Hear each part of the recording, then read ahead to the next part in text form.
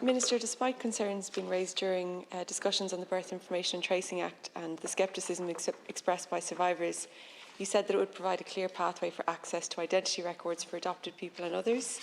However, survivors are encountering delays, barriers and in some cases less information than they were able to gather themselves previous to this legislation.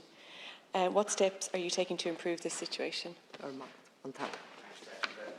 Information and Tracing Act 2022 provides guaranteed access to birth and early life information where it exists, and thereby addressing a decade-long historic injustice. The legislation provides a full and clear right of access to birth certs, birth, early life, care and medical information for all persons who were adopted, boarded out, the subject of an illegal birth registration, or who otherwise had questions in relation to their origins. In this context, in the context of that historic denial of access to rights, there has been an initial surge of demand for services under the Act.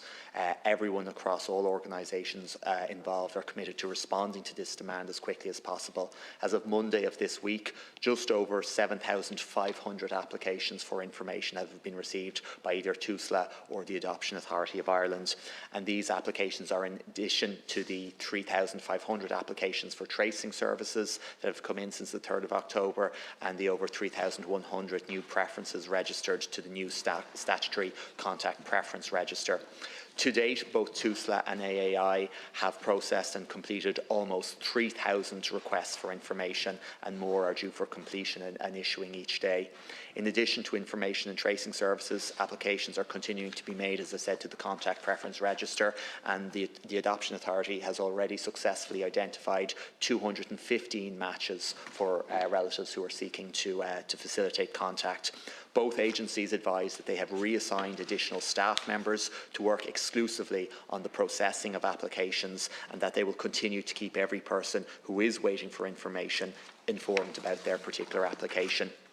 Officials from my department continue to support and engage with both the AAI and TUSLA in respect of the ongoing implementation of services under the Birth Information and Tracing Act. This is done via regular governance and oversight meetings with both bodies, where fulfilment of birth information and tracing obligations forms a standing agenda item. And this engagement also supports positive changes to the benefit of the persons affected by this legislation. This is most evident in the Tracing for Verification amendment I brought forward in the Work-Life Balance Bill, directly prompted and informed by stakeholder experience. Minister, like you said, as of last Monday, 7,526 applicants for information have been received through TUSLA and the Adoption Authority of Ireland, as well as 3,489 applications made for tracing services, but only 2,948 requests have been completed. But you're saying that like it's a good thing, like that's kind of the problem, because of the requests yet to be processed, do you know how many of them are waiting longer than the statutory time period of 1 month, extendable to only 3 months under the Act? And do you acknowledge that the delays are routinely breaching the Act? And then, I suppose most importantly, in relation to applicants who through their own work have accessed more information than this legislation is providing them with, so if you've gone about for maybe years, could be decades, finding your own information through all of these lengthy big processes, and then this legislation comes out and you request it and you get less than what you've managed to find, well then it's kind of evidence that people are not getting all of their information. What does that say about how the legislation is working and what it set out to achieve in the first place? If there's a specific instance that you want to draw to my attention where an individual has received less information, absolutely do, and I've always engaged with deputies when they've concerns about information issues. It may, no, I'm not even going to comment. I'd like to see it so I can, and if there's a resolution that we can provide, we will absolutely provide it. In terms of the processing, absolutely there is delays, and I know those delays are deeply concerning for survivors, many of whom have waited for a long time. We added in those statutory timeframes at committee stage. We discussed it here. We felt it was a good idea to add timeframes like other pieces of access to information, for FOI, for example.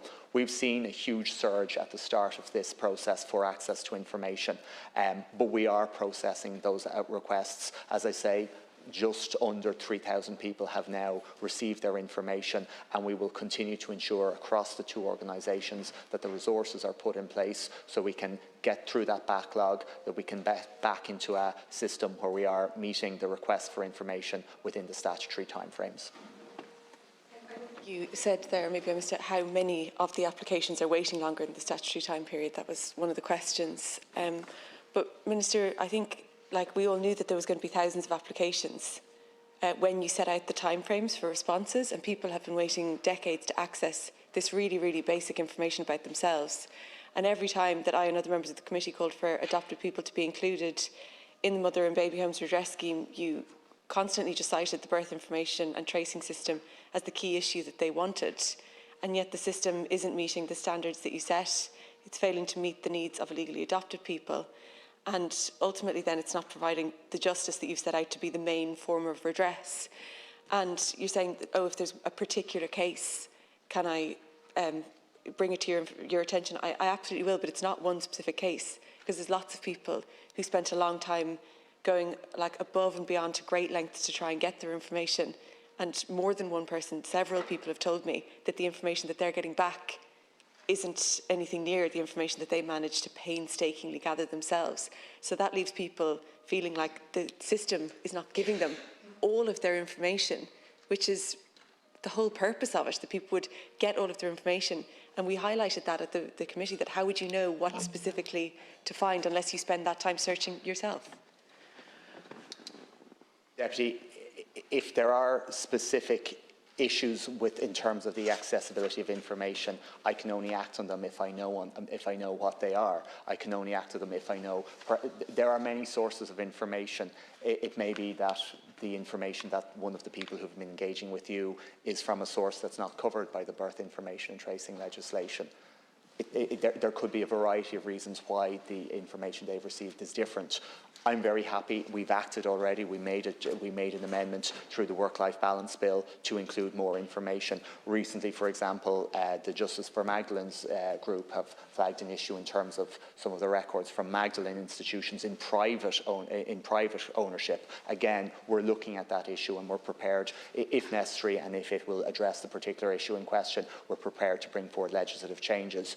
I believe this legislation is working. As I say, I've had correspondence from survivors who have received their birth cert, their original name for the first time, having looked at it for a long time. So I've received information from people who are happy with the processes under this legislation. But if there are, as you flag, people who've come to you with very clear questions, we're very happy to address them and happy to take this out of the chamber and address it then.